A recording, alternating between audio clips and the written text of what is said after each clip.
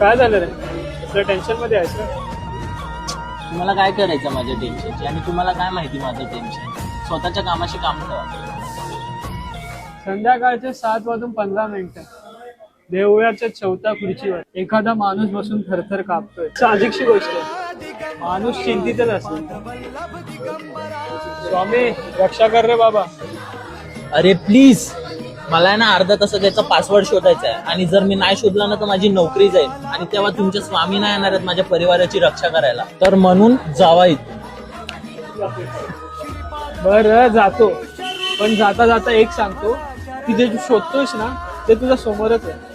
फक्त शांत मनाने विचार कर आणि करतील रे, स्वामीच सगळं करतील. श्री स्वामी समर्थ.